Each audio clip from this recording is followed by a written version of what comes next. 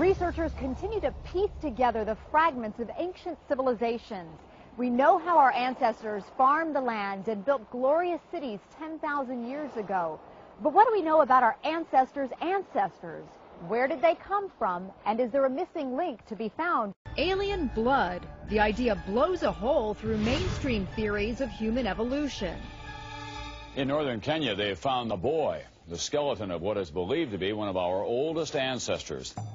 By using carbon dating on that skeleton and others, scientists have formed a consensus about when the first humanoids evolved. But something extraordinary happened 30,000 years ago. Humans began a rapid advance, from cave painters to sophisticated pyramid builders. And it was bestowed upon the citizens of Atlantis, transforming the island into the intellectual beacon of the pre-ancient world. It's bigger than Rome, it's bigger than Egypt, it's bigger than Greece. You know, Atlantis is bigger even than our own cyber age, actually. Because the further we get away from it in time, there it looms on the road ahead of us again. Sarian is convinced there were some 500 alien visitations during the time of Atlantis. And because of the spectacular nature of these encounters, there is evidence if you know where to look. In the coffin texts of the Egyptians, we hear about crafts that come and pick up princesses and fly them to foreign shores in an instant. We have the Ellora caves in India where you can actually go and look at them.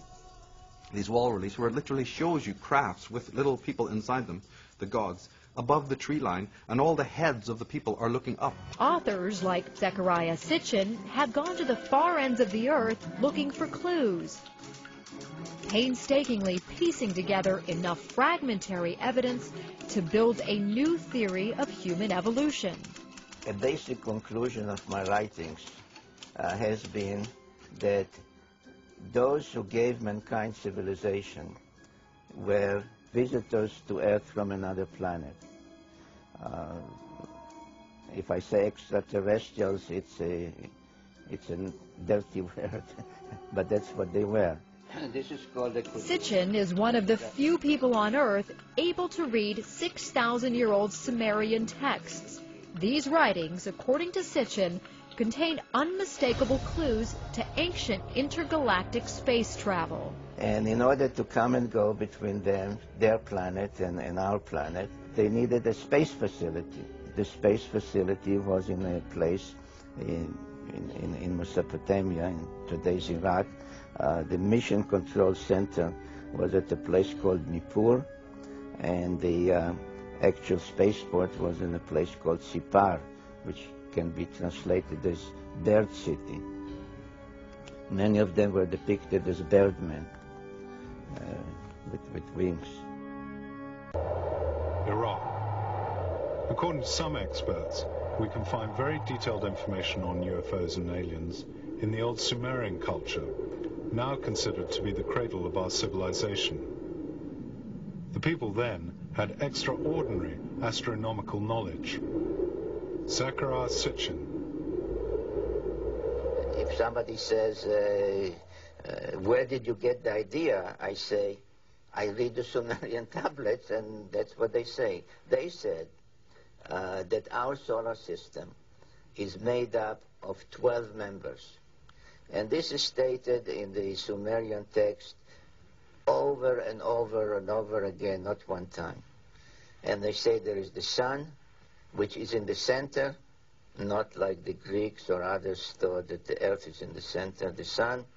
There's the moon, which they gave reasons why they considered it a member by its own, and 10, not 9, but 10 planets. Therefore, I'm very happy that when today astronomers look for this planet, they call it Planet X. They mean maybe the unknown planet, but it's also the 10th planet. They called it Nibiru, which means planet of the crossing, and the ancient symbol was the cross, not from Christian times, but from 6,000 years ago. And they say that this planet, the 12th member of our solar system, has a very large orbit of 3,600 years, and every 3,600 years it comes between Mars and Jupiter close to us. And it is then, they said, that people that look like us, not with little horns or green, people that look like us, started to come between their planet and Earth about 450,000 years ago. Why do they look like us? We look like them. Because if you know the Bible, which is based on the Sumerian tales, at some point they engaged in genetic engineering and mixed their genes with the genes of Homo erectus. We can use various scientific terms, but let's say with early hominids, to bring about Homo sapiens, us. You know, who would have thought that talking about the evolution of man and creationism and Darwinism, I mean, I got calls for days after you were here. This really piques people's interest.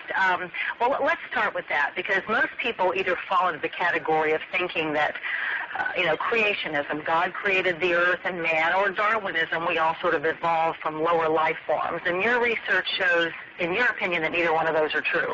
Right. I've done some extensive research as far as humanity goes.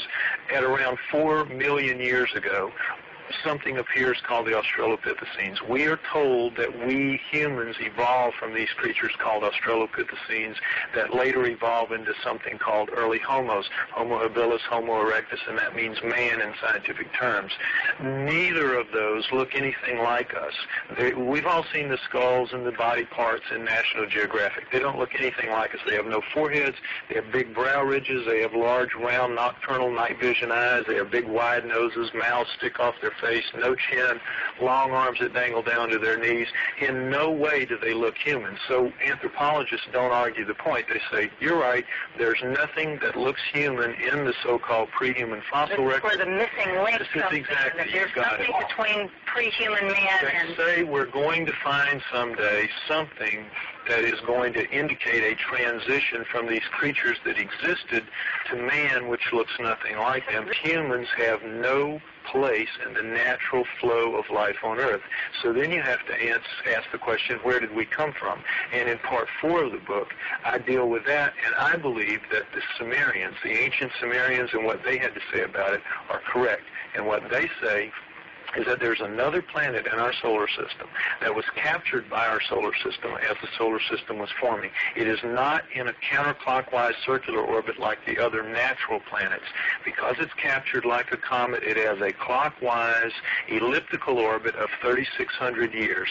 On that planet, the Sumerians say, lives a superior race of beings known as the Anunnaki. They call the planet Nibiru. They call the people the Anunnaki. They're called the Anunnaki. The Sumerians, the first great culture that we have on the Earth 6,000 years ago, right out of the Stone Age, possessing over 100 of the first that we attribute to a high society. They're the very best of the ancient cultures, preceding and better than the Egyptian, Greeks, and the Romans. In their writing, the first writing, of course, they said that there's another planet in the solar system that they called Nibiru that was captured and moves like a comet in a 3,600-year orbit. Our own astronomers know it's out there. They call it Planet X. It has gravitational effects on the outer planets. They can't find it because it's so far out. Exactly what the Sumerians say. The superhuman race lives? They say that on that planet the Sumerians do live another culture called the Anunnaki, and that in our past, in the past of Earth, at around 400,000 years ago, they came here to work, to do a job, which I go over in the book, and while here they decided to create a slave, to genetically engineer a slave, using the creature of Earth as a genetic base to make the new slave and servant better adapted to the planet than they were. That's us? That's us. Basically, the Anunnaki said in their writings that the Sumerians left behind, we shall make the Adamu. They called their slave servant Adamu plural, which comes down to us in the Bible as the Adam. We shall make the Adamu in our own image, after our own likeness, word for word in the Bible, and they did that. So no, we look like...